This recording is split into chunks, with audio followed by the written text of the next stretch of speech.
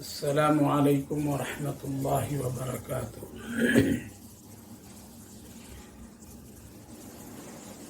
الحمد للہ نحمده ونستعینه ونستغفره ونؤمن به ونتوکل علیہ ونعوذ باللہ من شرور انفسنا ومن سیئات اعمالنا، من يهده الله فلا مضل له ومن يضلله فلا هادي له، ونشهد أن لا إله إلا الله وحده لا شريك له، ونشهد أن سيدنا ونبينا وحبيبنا ومولانا محمدا عبده ورسوله، وصلى الله تعالى عليه وعلى آله وأصحابه أجمعين، أما بعد، فأعوذ بالله من الشيطان الرجيم، بسم الله الرحمن الرحيم، إن الذين فتنوا المؤمنين والمؤمنات ثم لم يتوبوا فلهم عذاب جهنم ولهم عذاب الحريق، إن الذين آمنوا وعملوا الصالحات لهم جنات تجري من تحتها الأنهار، ذلك الفوز الكبير، صدق اللہ العظیم۔ پیارے بھائیوں اور بزرگوں، ماں بہنوں، اللہ رب العالمین کا شکر، اس کا احسان کہ اللہ تعالیٰ نے ہم سب کو قرآن کی نسبت سے اس بابرکت مجلس میں شریک ہونے کی توفیق مرحمت فرمائے۔ اللہ تعالیٰ اس عمل کو قبول فرما، آخرت کے لیے نجات کا ذریعہ بنائے۔ گزشتہ تفسیر کی مجلس میں سورۃ البروج پر گفتگو ہوئی تھی، جیسا کہ اس کے شان نزول اور اس کے پس منظر اس سورۃ پاک سے متعلق جو اہم باتیں تھیں وہ آپ بھائیوں بزرگوں کے سامنے عرض کیا تھا کہ ایک نوجوان کی وہ ایمان اور اس کی توحید پرست زندگی کے ساتھ جن لوگوں نے ظلم اور بربریت کا عمل کیا، اللہ تعالیٰ نے ان کو کس طرح سے سزائیں دی اور کس طرح ان کو پکڑا، اس سلسلے کی ایک تفصیل جو علماء مفسرین نے اپنی اپنی کتابوں میں ذکر کر رکھے ہیں، ہم نے مختصر اور جو ضروری باتیں تھیں وہ آپ سبھی کے سامنے عرض کیا تھا، اور یہ بتایا تھا کہ اس سورۃ پاک کی جو ایک اہم عنوان ہے وہ یہ ہے کہ اللہ رب العالمین سزا اور جزا دینے کا مالک و مختار ہے، کبھی وہ دنیا میں بھی دیتا ہے اور کبھی آخرت کے لیے اس کو خاص کر دیتا ہے۔ جیسا کہ اس نوجوان کے ساتھ دنیا میں ظالم بادشاہ نے ظلم کیا تو اللہ تعالیٰ نے ان کو دنیا ہی میں سزا دے کر ایک عبرت کی چیز لوگوں کے لیے بنا دیا۔ بعض کبھی ایسے حالات ہوتے ہیں کہ اللہ تعالیٰ دنیا میں سزا نہیں دیتا بلکہ آخرت میں خاص کر دیتا ہے، تو بظاہر ظالم کو، ظلم کرنے والوں کو، گناہ کرنے والوں کو، نیک لوگوں کے ساتھ زیادتی کرنے والوں کو دنیا کی اس خوش بہار زندگی ظلم کے ساتھ اچھی لگنے لگتی ہے اور وہ ظلم کا دائرہ اور سلسلہ بڑھاتا چلا جاتا ہے، لیکن مرنے کے بعد یقیناً ایک بہت بڑی تکلیف دہ عذاب ہے جس کا سامنا کرنا پڑے گا۔ اس وقت میں جو آیت کریمہ ہم نے آپ بھائی بزرگوں کے سامنے پڑھا ہوں کہ اللہ تعالیٰ فرمایا ان الذین فتنوا المؤمنین والمؤمنات ثم لم یتوبوا فلہم عذاب جہنم ولہم عذاب الحریق۔ اللہ تعالیٰ اس آیت کریمہ میں یہ صاف صاف اور یقین کے ساتھ بتا دے رہا ہے کہ اے لوگو یقین کر لو ان الذین فتنوا المؤمنین والمؤمنات، یعنی اس دنیا میں مومن ایمان والوں کے ساتھ چاہے وہ مرد ہو یا عورت ہو، ان لوگوں کے ساتھ جو بھی ظلم فتن جو بھی ظلم زیادتی سختی کیے ہو، اگر وہ اس دنیا میں توبہ معافی تلافی ثم لم یتوبوا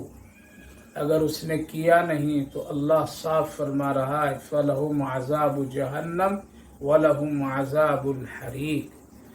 پھر تو ایسے لوگوں کے لیے عذاب ہے جہنم کا، اور بہت ہی آگ والی جلنے والی عذاب، بالکل طے شدہ ہے۔ لہذا اگر کوئی آدمی آج ایمان والوں کو تکلیف دے کر کے وہ اگر یہ مطمئن ہے کہ اب ہم دنیا میں جس طرح سے بچ گئے اور بچ جا رہے ہیں کل بھی بچ جائیں گے، وہ ایسا نہیں ہوگا۔ صاف اللہ فرما رہا ہے ان الذین فتنوا المؤمنین والمؤمنات، اگر توبہ نہیں کیا، معافی نہیں مانگا اور اللہ کی طرف رجوع نہیں ہوا تو یاد رکھیے عذاب ضرور ہے، ضرور ہے۔ اس آیت کریمہ سے یہ معلوم ہوتا ہے کہ ہمیشہ ایمان والوں کے ساتھ زیادتی کی گئی ہے اور اس کا سلسلہ آج تک کے ہے۔ اگر ہم ایک سرسری نظر ڈالتے ہیں تو صحابہ کرام رضوان اللہ عنہم اجمعین کے دور سے لے کر آج تک یہ سلسلہ جاری ہے اور قیامت تک اس طرح رہے گا۔ لہذا اگر کوئی آدمی یہ سمجھ لے اور یہ سمجھتا ہو کہ ایمان لانے کے بعد اور ایمان میں داخل ہو جانے کے بعد یہ ساری پریشانیاں نہیں آئے گی اور بالکل بہت ہی عافیت اور سکون کی زندگی ہم اس دنیا میں گزاریں گے، تو ایسا نہیں ہے، بلکہ اللہ کا ایک ضابطہ بھی ہے اور وہ قانون بھی ہے کہ اپنے خاص بندوں کے لیے اور جس کو وہ خاص نعمت سے نوازتا ہے اس کے ساتھ کبھی کبھی اس طرح کے حالات ضرور پیدا کر دیتا ہے۔ اس دنیا میں جو سب سے بڑی نعمت اور سب سے جو اہم نعمت اپنے بندوں کے لیے اللہ نے رکھا ہے وہ ہے ایمان باللہ۔ ایمان باللہ یعنی اللہ پر ایمان لانا، اللہ کے رسول پر ایمان لانا، اللہ کے احکامات پر ایمان لانا، یہ دنیا کی ساری نعمتوں سے بڑی نعمت ہے اور اسی کی اہمیت ہے۔ اسی لیے ایمان اللہ فرمائے فتن المؤمنین والمؤمنات، پتہ چلا وہ مخلص جو مومن ہوں گے، مخلص جو مسلمان ہوں گے۔ مسلمان تو ایک عام حالات کی چیز ہے کہ کلمہ پڑھ لیا اور وہ ایک دائرے میں داخل ہو گیا، لیکن مومن کی صفت اور مومنہ زندگی وہ مسلمان سے بہت اعلیٰ درجے کی چیز ہے۔ اسی لیے اللہ نے یہاں پر صرف ان الذین فتنوا کی جگہ مؤمنین کی جگہ صرف آمنو نہیں فرمایا، بلکہ مومن یعنی وہ جس کے پاس یہ دولت ایسی ہے اور وہ اپنی مومنہ زندگی اور صفات میں اتنا اکمل اور کامل درجے کو پہنچا ہے، اس کے ساتھ آزمائش ہے، اس کے ساتھ لوگ ظلم کریں گے، اس کے ساتھ لوگ چھیڑ چھاڑ کریں گے، ان کو اس ایمان کے تانا ضرور دیں گے، اس کو اس ایمان کی بنیاد پر سخت سے سخت تکلیفیں لوگ پہنچائیں گے، لیکن اگر وہ ڈٹ کر کے اس پر رہ گئے اور اس پر قائم رہے تو پھر مرنے کے بعد اس کے ایک بہت بڑا مقام ہے، جیسا کہ اللہ آگے خود فرما رہا ہے ان الذین آمنوا وعملوا الصالحات لہم جنات تجری۔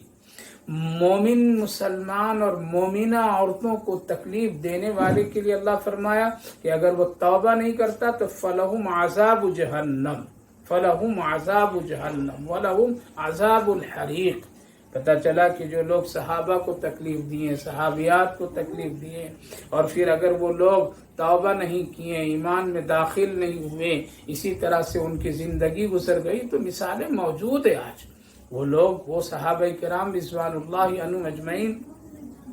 جو ایمان لانے سے پہلے صحابہ کو تکلیف پہنچائے، خود نبی کریم علیہ السلام کو تکلیفیں پہنچائیں، پتھر مارے، ستائیں اور بہت ساری تکلیفیں پہنچائیں اور تکلیف پہنچانے والوں کی مدد کیے، لیکن جب ان لوگوں نے ایمان لائے اور اللہ کے رسول صلی اللہ علیہ وسلم کے خدمت میں حاضر ہو گئے اور آپ کے قدموں میں آ گئے، تو پھر اللہ رب العالمین نے ان کو بہت بڑا درجہ عطا فرمایا اور رضی اللہ عنہم و رضوا عنہ کا پروانہ سنایا۔ پتہ یہ چلا کہ توبہ کر لینے کے بعد اللہ تعالیٰ ان ساری چیزوں کو معاف کر دیتا ہے، اور پھر وہ لوگ جن کو تکلیفیں دی گئی تھی اور وہ برداشت کیے، صبر کیے، اللہ اس کو ایک بہت بڑا مقام اور رتبہ عطا فرما دیتا ہے۔ اس لیے میرے بھائیو بزرگوں، اگر کبھی آزمائش اللہ کی طرف سے ہوتی ہے اور اس پر اگر مومن بندہ صبر کرتا ہے تو یہ چیز اس کے لیے ایک رحمت کا ذریعہ،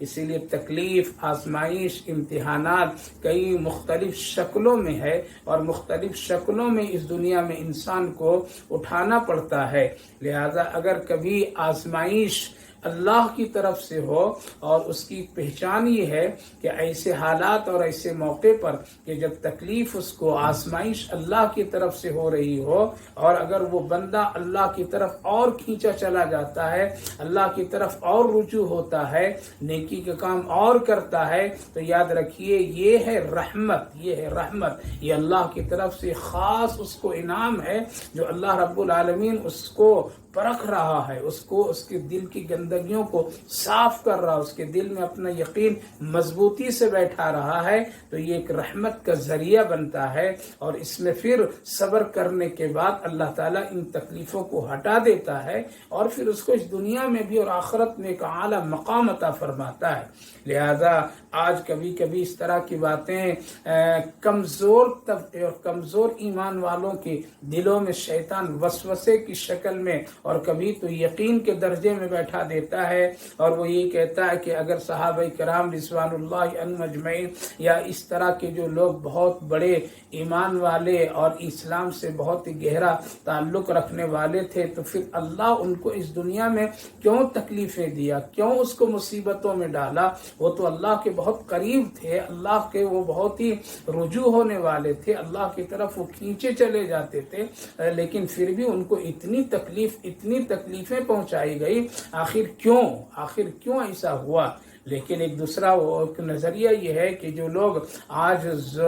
دنیا میں حکومت و سلطنت اور بہت ہی اپنے دنیا کی شان و شوکت کے ساتھ ہیں اور وہ اللہ کے نافرمان ہیں، لیکن ان کے پاس کوئی تکلیف نہیں، ان کو کوئی تکلیف پہنچا بھی نہیں رہا اور اس کو کسی طرح سے کوئی اس دنیا میں تکلیف اور صدمہ نہیں پہنچ رہا ہے، تو گویا کہ صحابہ کرام رضوان اللہ عنہم اجمعین کو جو یہ تکلیفیں پہنچائی، شاید نعوذ باللہ کہ اللہ ناراض تھا، نہیں، بلکہ یاد رکھیے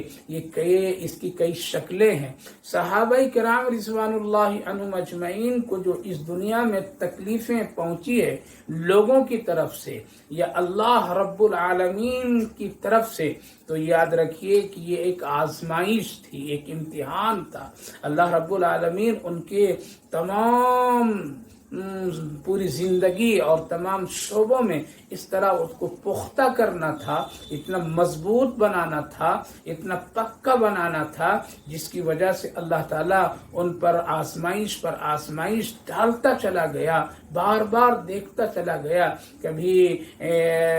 خوشی کی حالت میں، کبھی غم کی حالت میں، کبھی بیوی بچوں کی حالت میں اور کبھی خاندان والوں کی حالت میں، ان تمام کبھی دولت کو دے کر کے کبھی لے کر کے، یہاں تک کہ ایسے حالات بن گئے کہ ان کو کھانے پینے پہننے اٹھنے کے لیے کوئی ساز و سامان دنیا کی میسر نہیں ہوتی تھی، لیکن ساری تکلیفوں پر صحابہ بالکل فٹ آئے اور صبر کرتے رہے، یہ آزمائش ان کے لیے باعث رحمت۔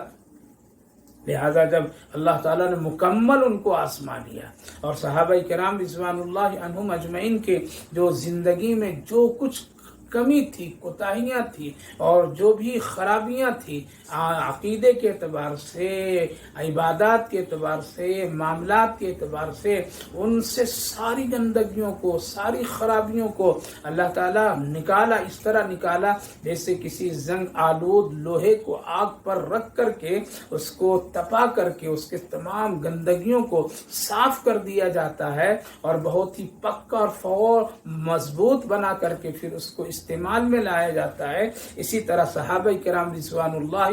عنہم اجمعین کو اللہ تعالیٰ نے آزمائشوں میں ڈالا، لوگوں کو اس طرف توجہ اور اس طرف بھیجا، یعنی وہ بےایمان، کافر، مشرک اور وہ سارے لوگ صحابہ پر جو ٹوٹ پڑے اور وہ وقتی طور پر میں جو وہ غالب نظر آئے، میرے بھائیو بزرگوں، یہ صرف اس لیے کہ اللہ ان کو کبھی ان کے ہاتھوں سے آزما رہا تھا، کبھی اللہ تعالیٰ اپنی طرف سے آزمائشوں میں ڈال رہا تھا، اور پھر جب یہ کھرے پکے خوب نکل گئے، پھر اس کے بعد رسول کریم علیہ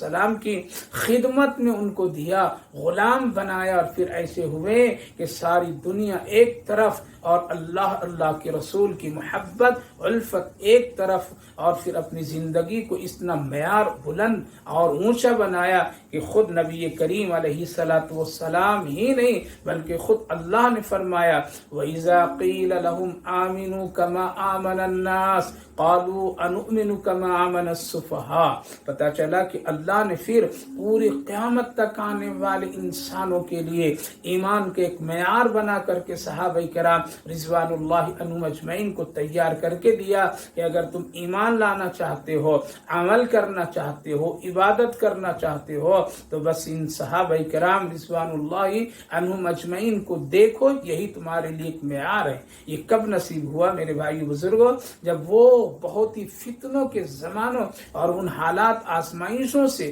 وہ لوگ گزرے اور صبر اور یقین کیے تو اللہ تعالیٰ نے یہ مقام دیا۔ اسی لیے تو ان کا مقام ہے، ان کا یہ مرتبہ ہے کہ وہ کل اسی لیے وہ کامیاب تھے، ان کی وزن اور ان کی قیمت اللہ کے نزدیک اسی لیے اتنی کہ وہ بہت ہی کھرے اور پکے تھے اللہ کے رسول کی نظر میں۔ ہمارے اساتذہ کرام بزرگان دین جو گزرے ہیں ان لوگوں نے مختلف زاویوں سے صحابہ کرام رضوان اللہ عنہم اجمعین کے پر جو اس طرح کے لوگ اعتراضات کرتے ان کا جواب بہت ہی سہل دیا۔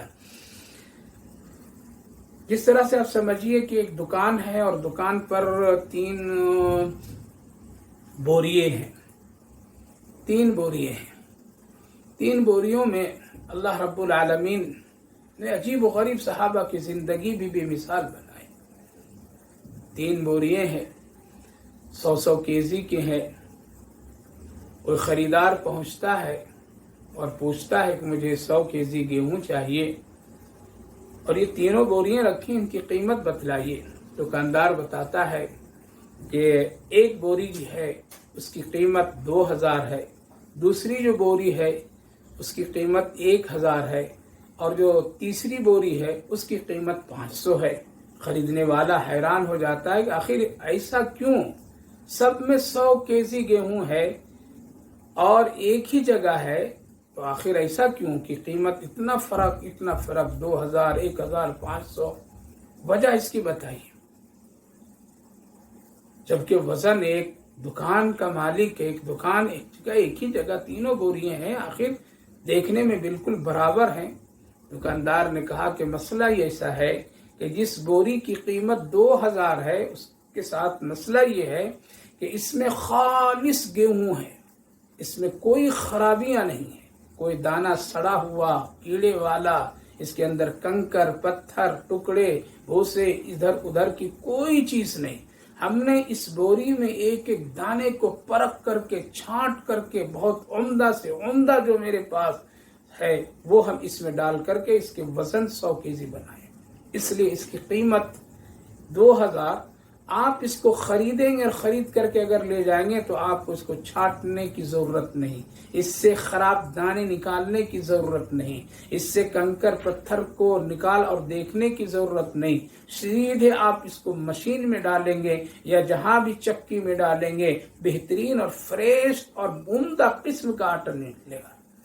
اس لیے اس کی قیمت 2000۔ اور جس بوریے کی قیمت 1000 ہے اس کا معاملہ 50-50 نصف ہے، یعنی آدھا اچھا ہے آدھا اس میں ملاوٹ ہے۔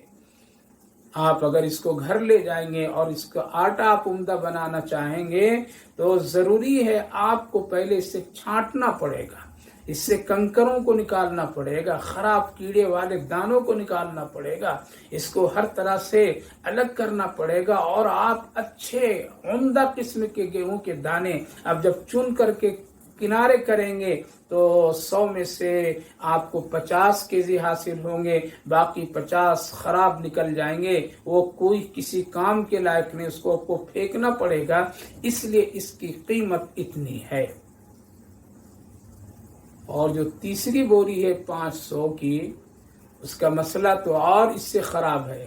ہم نے اس میں کوئی چھٹائی کٹائی نہیں کی، ہم نے اس کو کسی طرح عمدہ طریقے سے اس کی بھرپائی نہیں کی، بلکہ اس پورے بوریوں میں وزن کے اعتبار سے 100 kg جو میں بنایا وہ ایسا ہے کہ سب چیزیں اس میں مکس ہے، خوب ملاوٹ ہے اس کے اندر میں،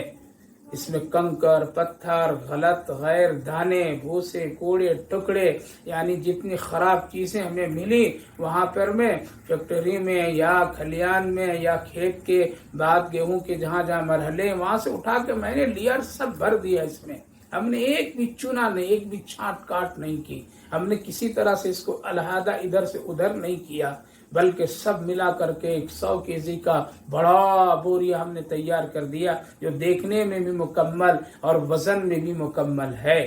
آپ اگر اس کو لے جائیں گے اور اس سے آپ اگر عمدہ آٹا چاہیں گے تو آپ کو بہت محنت کرنی پڑے گی، اس سے خراب چیزوں کو نکالنا پڑے گا، اس سے سڑے گلے دانے کو الگ کرنا پڑے گا، کنکر پتھر کو اس سے نکالنا پڑے گا، ٹکڑوں کو نکالنا پڑے گا، بھوسوں کو نکالنا پڑے گا، یعنی جب آپ نکالنا شروع کریں گے تو نکلتے نکلتے آپ کے پاس صحیح معنوں میں 10-20 kg گیہوں کے دانے عمدہ رہ جائیں گے اور سب بیکار اور خراب نکل جائیں گے۔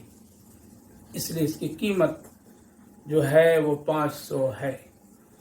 وہ پہلے زمانے کے تاجر لوگ تھے اور ہوتے تھے جو صاف صاف بتا دیتے تھے، اس میں یہ خرابیاں، اس میں یہ عیب ہے، اگر دل چاہے تو لے لو۔ اب تو یہ زمانہ ایسا ہے کہ خراب کو اچھا بول کر کے لوگوں کو دیتے ہیں۔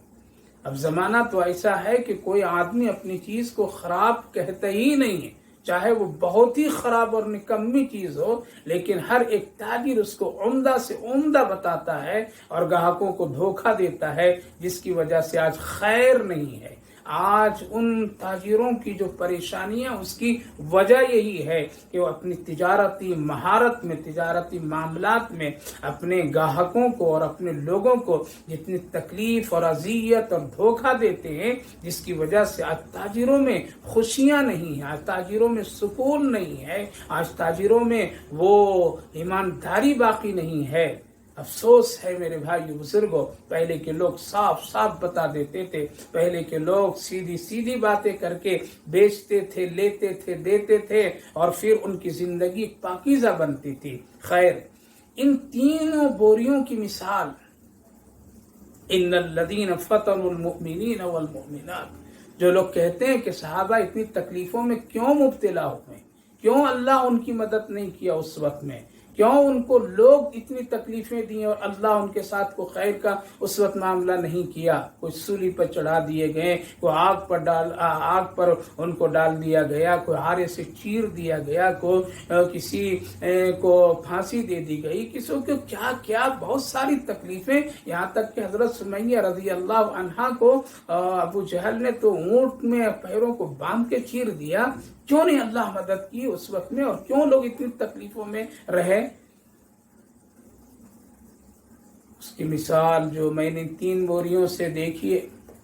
صحابہ کرام پر زبان جو لوگ اٹھاتے ہیں، یا آج کے دور میں بھی جو لوگ اچھے ایماندار علماء بزرگان دین دیندار طبقے پر لوگ جو زبان کشی کرتے ہیں اور وہ کہتے ہیں دیکھو کتنی تکلیفوں میں ہیں، ان کو دنیا اور دنیا کی چیزوں کی کوئی خبر نہیں ہے، بہت سارے طنز اور طعنے کی باتیں جو کرتے ہیں، اللہ رب العالمین نے صحابہ کو ایک مثال اور صحابہ کی زندگی، مومن اور مومنات کی زندگی کو ایک مثال بنایا۔ فرماتے ہیں کہ جو پہلی بوری جس کو بہت ہی عمدہ، جس میں دانے رکھے گئے اور 100 kg بالکل فٹ، جس کی قیمت 2000، وہ صحابہ کی مثال ہے کہ جب اللہ تعالیٰ نے ان کو چھانٹ پٹک کر کے، ان کو خوب چنا کر کے، ان کو خوب بہترین ان کی زندگی، ایمان و عمل، معاملہ سب میں اس سے ساری خرابیوں کو نکال کر کے ان کی زندگی سے پاک صاف بنا کر کے جب رسول پاک علیہ الصلوۃ والسلام کی قدموں میں اللہ نے ڈالا تو ان کی قیمت اسی لیے بڑھ گئی اس دنیا میں، اور اللہ نے صاف صاف فرمایا رضی اللہ عنہم ورضوا عنہ، ہم بھی راضی یہ بھی راضی، کیونکہ اب ان میں چھانٹنے کی ضرورت نہیں، ان میں گندگیاں دیکھنے کی ضرورت نہیں، ان میں ایمان میں ٹٹولنے کی ضرورت نہیں، ان کے اعمال میں کوئی گہری باریکی نظر لگانے کی ضرورت نہیں۔ جتنی نظریں ہو سکتی تھی، جتنی آزمائش اور امتحانات کے مرحلے ہو سکتے تھے، جتنا ایمان کو پاک کرنا تھا، اخلاق کو بلند بنانا تھا اور عقیدے کو درست کرنا تھا، اور جتنا دنیا سے ہٹ کر کے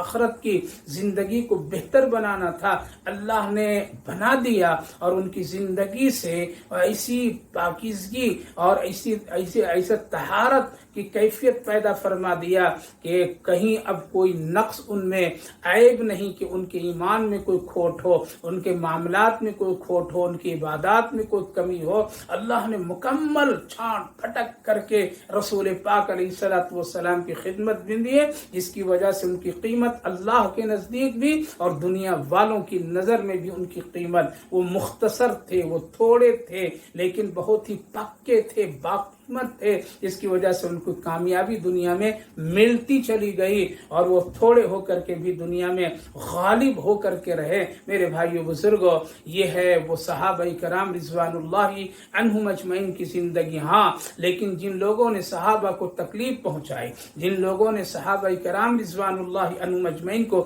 اس وقت تکلیفیں پہنچائی، اور آج جو لوگ ایمان والوں کو تکلیف پہنچاتے ہیں، مومن مومنات کو تکلیف پہنچاتے ہیں، پھر اگر وہ رجوع نہیں کریں گے، توبہ نہیں کریں گے، ثم لم يتوبوا فلهم عذاب جہنم ولهم عذاب الحریق، تو یاد رکھیے اس کے لیے تو عذاب ہے، اور بہت سخت بدترین عذاب ہے۔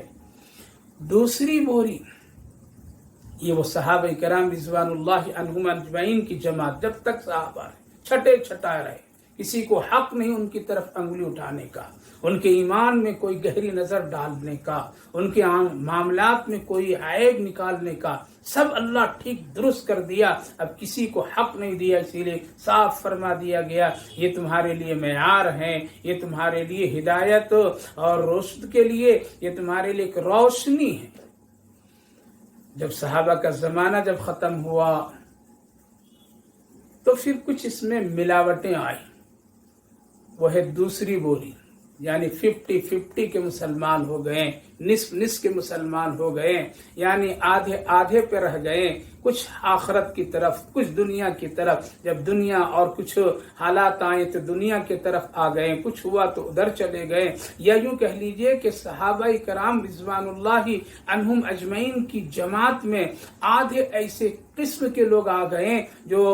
اللہ کے رسول کے باغی بن گئے، جس میں سے خوارج ہیں، منافقین ہیں، اس طرح کے جتنے آئے، حضرت عثمان غنی رضی اللہ عنہ کے زمانے میں، حضرت علی رضی اللہ عنہ کے زمانے میں، اور اسی طرح سے بڑھتے چلے گئے، یہاں تک کہ ایسا ہوا کہ مسلمانوں میں تعداد آدھے آدھے کی، آدھے مخلص رہے، خالص رہے، انہی لوگوں کے ذریعے سے پھر اسلام کا ایک سلسلہ چلا، جس کو تابعین کہتے ہیں، تبع تابعین کہتے ہیں، ان کے بعد والوں لوگوں کے کہتے ہیں۔ لہذا حالات بگڑتے چلے گئے، خرابیاں آتی چلی گئی، اور پھر اس میں ملاوٹ، ایمان میں ملاوٹ، عمل میں ملاوٹ، عقیدے میں ملاوٹ، یہ ساری چیزوں میں ہوتی چلی گئی، جس کی وجہ سے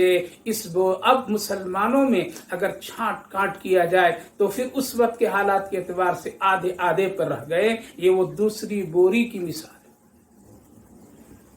اور جو تیسری بوری ہے وہ ہمارے اور آپ کے زمانے کے ہیں، میرے بھائیو بزرگوں۔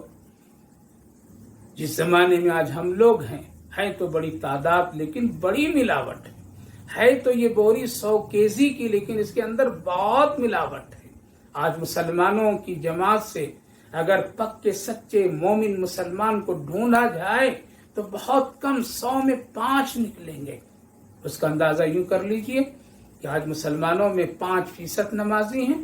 زیادہ کہہ لیجئے، حالات کے بھی کچھ بگڑتے ہیں تو تھوڑے بڑھ جاتے ہیں، تھوڑے کچھ بڑھ جاتے ہیں۔ اس کا اندازہ پوری دنیا میں اگر نہیں لگائیں تو صرف اپنے گھر میں لگا لیجئے۔ اگر 10 افراد گھر پر مشتمل ہے تو پھر اس میں دیکھ لیجئے کہ اس میں صرف 2-4 لوگ نماز 5 وقت کی پڑھتے ہیں، باقی کوئی نہیں پڑھتا۔ تو اسی طرح پوری دنیا کے مسلمانوں کے حال ہے کہ اس میں اتنے اب ملاوٹ قسم کے لوگ آ گئے، اب اس سے چھاٹا جائے، جس طرح سے اس بوریے سے گیہوں سے دانوں کو الگ الگ کیا جائے اور اچھے دانے خالص دانے اگر نکالے جائیں اور اس کی چھٹائی ہو تو پھر اسی طرح سے خرابی کنکر پتھر نکل کر کے خالص دانے کچھ کیسی رہ جائیں گے۔ اسی طرح سے آج کے دور میں اگر مسلمانوں کی چھٹائی کٹائی کی جائے اور اس سے نکالا جائے جس طرح اللہ نکال رہا ہے، تو حالات یہ ہیں اس سے منافق بھی نکلیں گے، اس سے شرابی بھی نکلیں گے، اس سے زانی بھی نکلیں گے، اس سے بدماش بھی نکلیں گے، بے نمازی بھی نکلیں گے، سود خور بھی اس سے نکلیں گے، اسی طرح ناجائز امور کام کرنے والے نکلیں گے اور مسلمانوں کو ستانے والے نکلیں گے۔ اس طرح ہزاروں قسم کے ملاوٹ مسلمان جب اس سے نکلیں گے تو پھر چند ہی مومن مومنات باقی رہیں گے۔ میرے بھائیو بزرگوں، اس لیے آج ہم تعداد کے اعتبار سے ہیں، لیکن ہماری قیمت نہ دنیا والوں کی نظر میں ہے، نہ اللہ اور اللہ کے رسول کی نظر میں ہے۔ بے وقت ہیں، بھاری ہیں، بھیڑ ہیں، لیکن اس کے سوا کچھ بھی نہیں ہے۔ لیکن یاد رکھیے، جو لوگ مخلص ہیں اور جو ایمان والے ہیں، ان کو جو بھی ستائے گا، جو بھی تکلیف دے گا، چاہے وہ مومن مسلمان بن کر کے مسلمان کو تکلیف پہنچائے گا، چاہے وہ کافر بن کر کے مسلمانوں کو تکلیف پہنچائے گا، چاہے وہ منافق کی شکل میں آ کر کے تکلیف پہنچائے گا، چاہے وہ یہود و نصارہ کی خصلتوں کی عادتوں کی بنیاد پر میں تکلیف پہنچائے گا، چاہے وہ آقا بن کر کے تکلیف پہنچائے گا، جس بھی طرح سے ہو، یاد رکھیے اگر وہ معافی تلافی اور استغفار اللہ کی طرف رجوع نہیں ہوئے تو پھر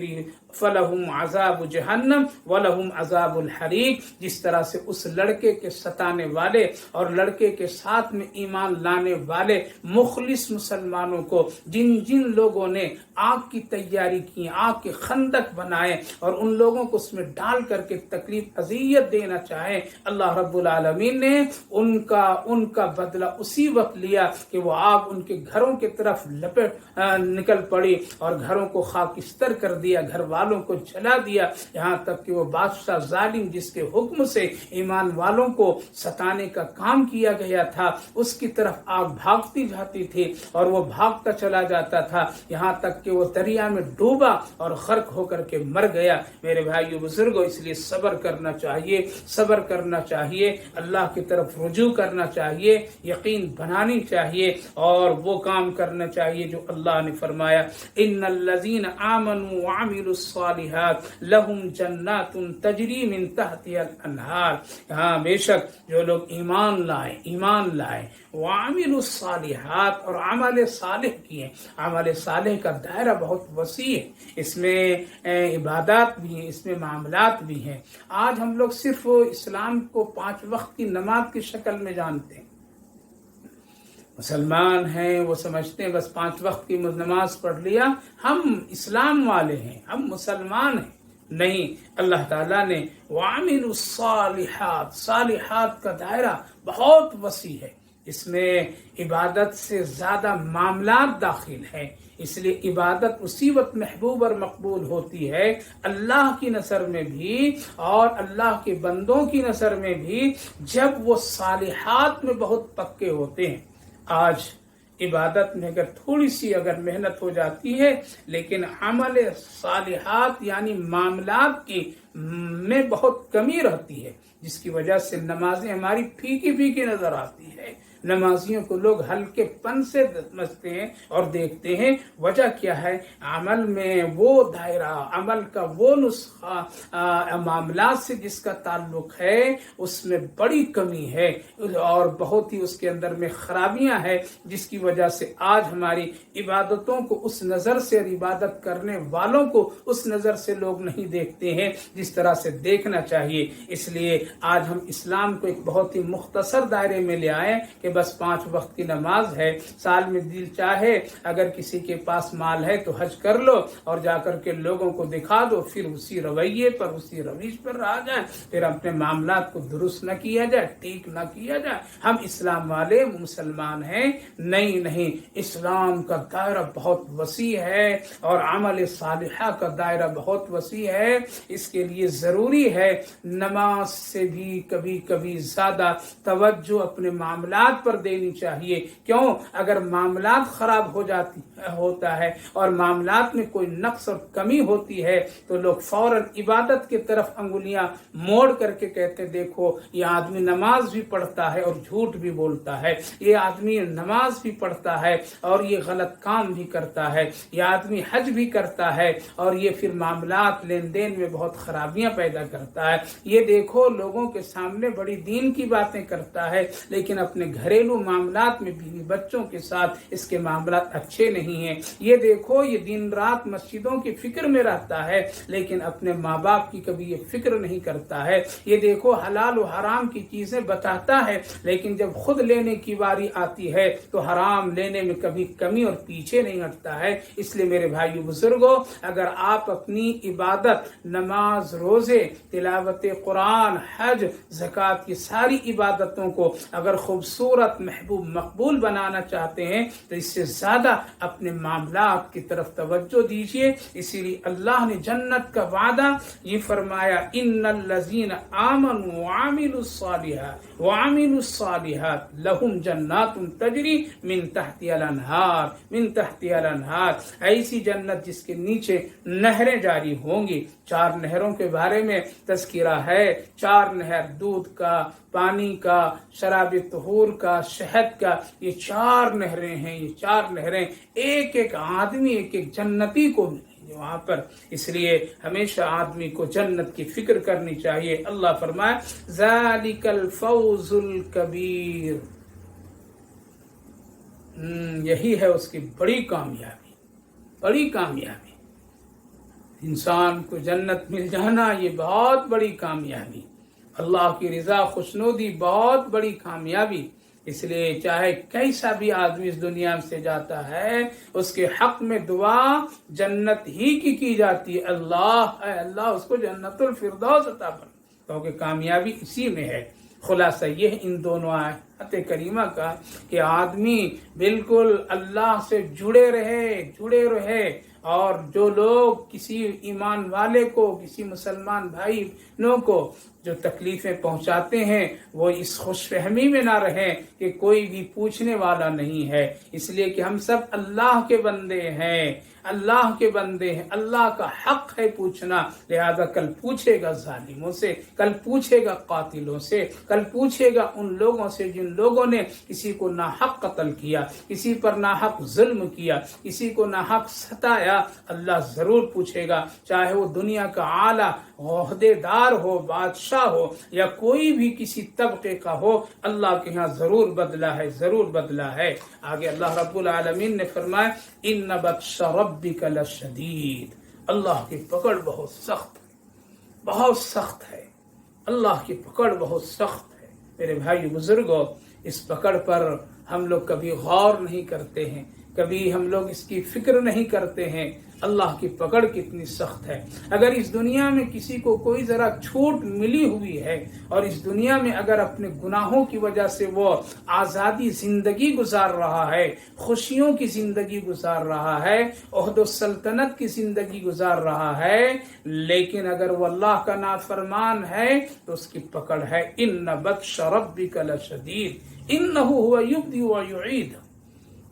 آپ تاریخ اٹھا کر کے دیکھیے اللہ تعالیٰ نے کس طرح سے لوگوں کو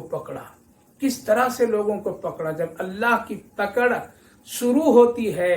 تو پھر بندہ کھینچتا چلا جاتا ہے اس پکڑ کی طرف اور پھر وہ ہلاکت کی طرف چلتا ہے اور خود اس کی تیاری کرتا ہے اور خود اس کے لیے وہ ساز و سامان مہیا کرتا ہے اور پھر اس پکڑ اور اس دلدل میں جا کر کے پھنستا ہے. یہ اللہ کی خاموش انقلاب ہے. پھر اللہ تعالیٰ جب وہ کبھی کسی بندوں کو، کسی جماعت کو پکڑنا شروع کرتا ہے تو اس میں حالات ایسے بنا دیتے ہیں اللہ تعالیٰ کہ خود انسان اس کی تیاری کرتا ہے اور اس مقام اور منزل تک پہنچتا ہے، اس اسباب اور اس جگہ تک پہنچتا ہے جہاں اس کی پکڑ کا انجام اور آخری منزل ہوتی ہے. جیسے کفار و مشرکین کے ساتھ اللہ رب العالمین نے جب پکڑ کا معاملہ کیا تو خود لوگ بدر میں آنے کی تیاری کی. نبی کریم علیہ السلام نے ان کو جنگ کی دعوت دے کر کے مقام بدر پر نہیں بلایا تھا. صحابہ کرام نے کوئی چیلنج نہیں کیا تھا، بلکہ خود ان لوگوں نے تیاری کی، خود ان لوگوں نے مال کا انتظام کیا، خود ان لوگوں نے افراد کا انتظام کیا، خود وہ لوگ آنے کے لیے اپنے آپ کو آگے پیش کرتے چلے گئے، اور یہاں تک کہ یہ کیا ہے، یہ اللہ کی پکڑ، اللہ پھر حالات ایسے بنا دیتے ہیں، اللہ پھر ایسے چیزوں کو تیار کر دیتے۔ آج دنیا جو پکڑ اللہ کے لپیٹ میں ہے میرے بھائی بزرگوں، اگر کہیں کہ انسان خود اس کی تیاری کیا ہے اور خود انسان اس سارے بازار کو اس طرح حالات میں لایا ہے، تو یقیناً یہ نہیں ہے کہ انسان کچھ نہیں، اللہ ان سے کروا رہا ہے۔ تم اپنے آپ کو جس طرح سے اللہ تعالیٰ نے قرآن کریم میں فرمایا وَلَا تُلْقُوا بِأَيْدِيكُمْ إِلَى التَّهْلُكَةِ، کہ تم اپنے آپ کو، اپنے ہاتھ کو ہلاکت میں نہ ڈالو۔ یہ شروع کب ہوتا ہے؟ جب آدمی کی وہ پکڑ اللہ رب العالمین شروع کر دیتا ہے، اور پھر جب پکڑتا ہے وہ رجوع اللہ کی طرف نہیں کرتا ہے، بلکہ اس میں اپنا دماغ ان کی تدبیریں لگاتا رہتا ہے، اور پھر اس کی کوشش اور مزید کرتا رہتا ہے، تو اللہ دھیرے دھیرے دھیرے دھیرے اسی کے ہاتھوں سے اس کے ہلاکت تک کے پہنچا دیتا ہے۔ مکہ والے کفار و مشرکین جب بدر آنے کی تیاری کی تو لوگوں نے کہا ابو جہل سے کہ آپ ہمارے سردار ہیں، اور چاہیے یہ کہ بیت اللہ شریف چل کر کے کعبے کی غلاف پکڑ کر کے ہم لوگ دعا کر لیں تاکہ کامیابی ملے۔ لہذا لوگ آئیں اور ابو جہل کو امیر بنایا، اور بنا کر کے کہا آپ کعبے کی غلاف کو پکڑ کر کے دعا کیجیے، ہم لوگ سب آمین کہیں گے، اور کہیے یہ دعا میں کہ اے اس رب کعبہ، اس گھر کا مالک، ہم لوگ بدر جا رہے ہیں محمد سے لڑنے کے لیے، محمد کے ساتھیوں سے لڑنے کے لیے، ہم لوگوں کو کامیاب کر دیجیے گا، ان کو ختم اور ہلاک کر دیجیے گا، نعوذ باللہ۔ اس طرح سے آپ کہیے، ہم لوگ اس میں آمین کہیں گے۔ کیا ہوا؟ ابو جہل کہہ رہا ہے، لیکن کیا کہہ رہا ہے؟ کہنے لگا اے رب کعبہ، اس گھر کا مالک، ہم لوگ بدر جا رہے ہیں محمد اور اس کے ساتھیوں سے لڑائی اور جنگ کرنے کے لیے، ان لوگوں کو کامیاب کر دیجیے اور ہم لوگوں کو ہلاک کر دیجیے۔ لوگ منہ پر ہاتھ دیے، اے سردار کیا کہہ رہے ہو؟ ابو جہل کہنے لگا مجھے کچھ پتا نہیں ہے۔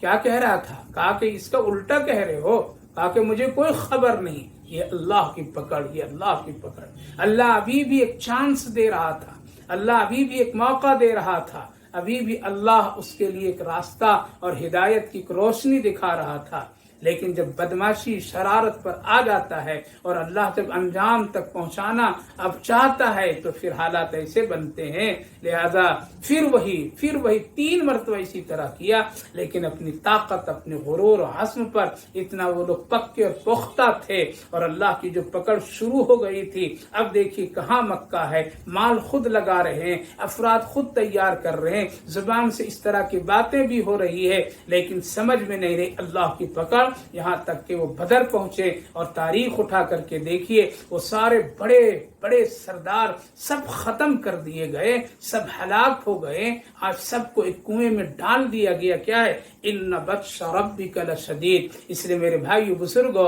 آپ یہ سمجھیے کہ جو کچھ ہو رہا ہے یہ اللہ کی طرف سے ہے۔ انسان اگر کچھ بدماشی شرارت کر رہے ہیں تو یہ سب اللہ رب العالمین ڈھیل دیا ہے، اور ایک پکڑ کی کیفیت جب شروع کرے گا تو پھر کوئی بچ نہیں سکتا ہے۔ اس لیے یہاں ایک بہت ہی نوٹ اور ضروری بات کو سمجھیے، کفار ہی کی طرف سے، منافقین کی طرف سے، بدعمالوں کی طرف سے جو خرابیاں اور بگاڑ آتے ہیں، اسی کی وجہ سے صرف پکڑ، اور اس کی وجہ سے کبھی اللہ رب العالمین عذاب نہیں اتارتا ہے، بلکہ زیادہ تر ایمان والوں، اسلام والوں کی بدعمالی اور ان کی بگاڑ کی وجہ سے اللہ پکڑ کو شروع کرتا ہے۔ آج ہمارے اپنے اندر اتنے بگاڑ ہے، ایمان میں، عمل میں، عبادت میں، اس کو درست کرنے کی ضرورت ہے۔ ان بطش ربک لشدید انہ هو یبدی و یعید۔ وہ اللہ وہ ہے جو پہلے جس طرح اسی طرح دوسری مرتبہ بھی وہ بنا سکتا ہے، یعنی پہلی حالات کو ختم کر کے پھر دوسری حالات میں بھی لاتا ہے۔ یعنی جس کو کہیے کہ اللہ تعالیٰ جس طرح پیدا کرتا اسی طرح پھر دوبارہ لوٹا دے گا، یعنی قیامت بپا ہوگی، پھر اس کو آباد اللہ کرے گا۔ انسان مر جاتا ہے پھر اللہ زندہ کرتا ہے۔ انہ هو یبدی، وہی ہے جو پہلی مرتبہ پیدا کیا، اور وہی ہے جو دوبارہ پیدا کرے گا۔ انہ هو یبدی و یعید وهو الغفور الودود۔ اللہ رب العالمین نے فرمایا کہ وہ بہت معاف کرنے والا، محبت کرنے والا ہے، اس لیے اللہ کی طرف رجوع کیجیے۔ ذو العرش المجید فعال لما یرید هل اتاک حدیث الجنود، اور یہاں پھر اللہ نے ان لوگوں کی ایک ہلکی سی جھلک اور مثال دے دی جو لوگ اللہ کی پکڑ میں جو لوگ آئے، جو قومی آئی۔ هل اتاک حدیث الجنود، کیا ان فوجیوں کا، ان لشکروں کی خبر نہیں پہنچی آپ کو؟ سنیے فرعون کتنا بڑا طاقتور تھا، وثمود قوم سمود کتنا بڑا طاقتور قوم تھی جو اللہ کی نافرمان اور باغی بن کر کے زندگی گزار رہی تھی۔ اللہ تعالیٰ نے ان کو پکڑا۔ اسی طرح ہزاروں سینکڑوں مثالیں موجود ہے۔ بل الذین کفروا فی تکذیب واللہ من ورائہم محیط، سب پر اللہ رب العالمین حاوی ہے، اور اللہ رب العالمین اللہ رب العالمین کی طاقت اور قوت و قدرت سب پر محیط ہے، کوئی بھی بچ نہیں سکتا ہے۔ بل ہوا قرآن مجید، قرآن مجید ایک بہت ہی اہم کتاب، ایسی کتاب ہے، برگزیدہ کتاب ہے، فی لوح محفوظ، جو محفوظ ہے لوح محفوظ میں۔ میرے بھائیو بزرگوں، جبکہ اللہ رب العالمین نے ان کو جب گھیر لیا، یعنی فرعون اور ان کی قوم سمود، قوم عاد کو، واللہ من ورائی محیط، تو پھر ان سے ان لوگوں کو بچنے کا کوئی جگہ، کوئی راستہ، کوئی موقع نہیں ملا۔ اللہ کی یہ طاقت ہے، اللہ کی یہ قدرت اور شان ہے کہ جب وہ پکڑتا ہے تو پھر کوئی چھڑا نہیں سکتا ہے، وہ چھوڑ دے جس کو، اس کو کوئی پکڑ نہیں سکتا ہے۔ یہ ہے میرے مالک اور یہ ہے ہم سب کے رب کی شان اور اس کی قوت۔ اسی لیے اللہ صاف صاف فرمائے واللہ من ورائہم محیط، کہ اللہ جب ان لوگوں پر اور ان کی گرفت فرمایا اور گھیرے میں لیا تو پھر ان لوگوں کے لیے کوئی جگہ نہیں ملی۔ قرآن کریم میں جو باتیں کہی گئی ہے وہ ایسی نہیں کہ جب من چاہا باتیں ہو گئی ہے۔ یہ ایک ایسی کتاب، عصمت والا قرآن جو لوح محفوظ میں درج ہے، ساری باتیں اگر دنیا کے کوئی لوگ اس کو مٹانے کی کوشش کریں، کر نہیں سکتا ہے۔ اللہ پر ایمان اور یقین رکھیے اور کامل یقین رکھیے، انشاءاللہ جو لوگ بھی مسلمانوں کو ستاتے تکلیف دیتے ہیں، ایک نہ ایک دن اس کی پکڑ ضرور ہے، وہ کبھی اللہ سے بچ نہیں سکتے ہیں۔ اس لیے توبہ رجوع کرنا چاہیے اور استغفار سے کام لینا چاہیے۔ اور مسلمانوں کے لیے 3 اہم باتیں ہیں۔ ایمان کے ساتھ ساتھ عبادت کو درست کرنی چاہیے، اور عبادت کو خوبصورت اور حسین اور محبوب اور مقبول بنانے کے لیے اپنے معاملات کو خوب اچھا اور بہتر بنانا چاہیے، اس لیے کہ معاملات سے عبادت محبوب اور مقبول اللہ اور لوگوں کی نظر میں بھی بن جاتی ہے۔ اور جب عبادت اچھی ہوتی ہے تو یہ علامت ہے کہ اس بندے کے پاس ایمان کی کامل اور مکمل دولت موجود ہے۔ لہذا اگر کسی آدمی کا معاملات خراب ہے تو یقیناً اس کی عبادت بھی ٹھیک نہیں ہے، اور جس آدمی کی عبادت ٹھیک نہیں تو یاد رکھیے اس کا ایمان بھی ٹھیک نہیں۔ یہی ہے 3 چیزوں کا خلاصہ قرآن کریم کا، اور یہی 3 چیزوں پر اسلام کے مکمل نظام محیط ہے کہ ایمان اور عبادت اور معاملات۔ اس لیے ان تینوں چیزوں پر غور کرنی چاہیے، محنت کرنی چاہیے، فکر کرنی چاہیے، تبھی ہماری دنیا بھی اچھی بن سکتی ہے اور آخرت بھی اچھی بن سکتی ہے۔ اللہ آپ کو بھی اور ہم کو بھی سمجھنے کی توفیق نصیب فرمائے، آمین یا رب العالمین۔